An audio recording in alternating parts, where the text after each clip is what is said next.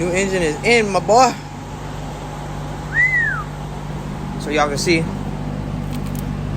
k24z3 full Z3. The only thing you have to really change, you have to change the guides for the hoses.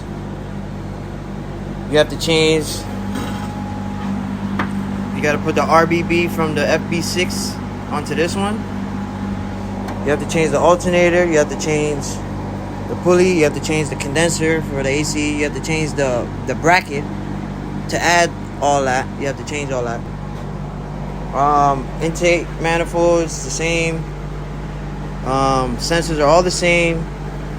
Tools for the radiator is all the same.